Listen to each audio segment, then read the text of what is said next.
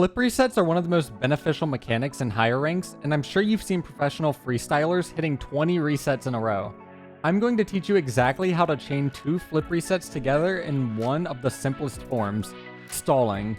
First, we need to learn how to stall before we can stall into our flip resets. Let's get our hands warmed up for today's lesson. For today's warm-up, I want you to work on getting your first flip reset and staying close to the ball before your next flip. If you aren't familiar with how to flip reset, be sure to check out Coach Arrow's video on the mechanic. The goal for this warm-up is to get extremely consistent at gaining your first reset, as the second one is extremely difficult to master. 4 or 5 flip reset goals in a row before moving on with today's lesson. A stall is a mechanic that allows your car to stay suspended in the air by essentially canceling a side flip. This is one of 2 ways to gain multiple flip resets in a row. By doing this, you can stall under the ball to let the ball fall into your wheels for a second flip reset while popping the ball back into the air. The logic behind this mechanic is that flipping in the air completely stops your y-axis velocity, so by canceling a side flip, you can let the ball fall back into your car for a second flip. Let's learn how to stall. The most basic form of stalling is a tornado stall. If you aren't familiar with tornado spins, it's pretty much air rolling one way and turning your car the opposite way. For example, if you hold down the left air roll button while turning your car right in the air, you're tornado spinning. To incorporate a stall into this, simply tap jump a second time while in the air.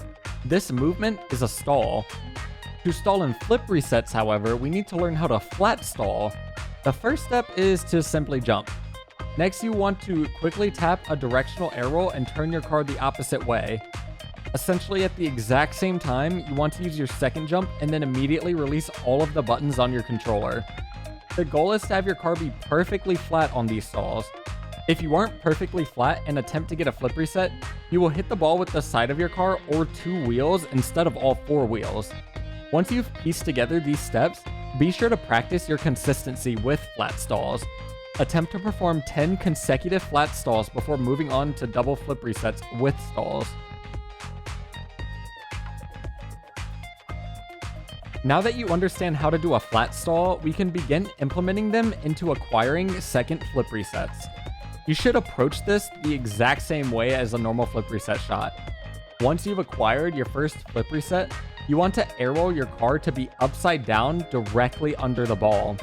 Once you've reached this step, simply perform a flat stall as previously practiced.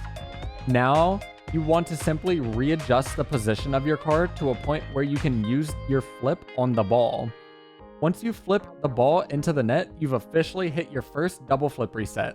I challenge you to hit at least 5 double flip resets before taking these skills into public matches.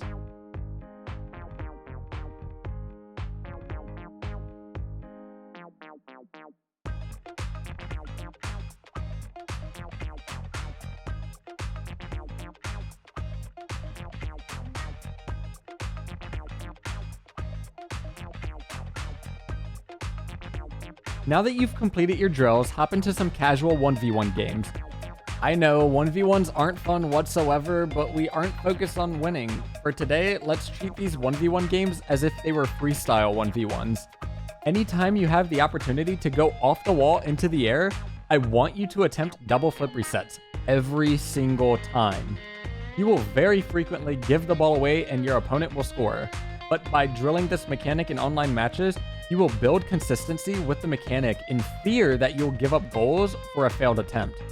Play 5 to 10 casual 1v1 games while practicing your double flip resets with stalls. Congratulations, you've officially learned how to double flip reset with stalls. Be sure to tune in next week as we talk about one of my favorite high-level mechanics in the game, breezy flicks. My name's Coach Gingy, and I will see you all next time.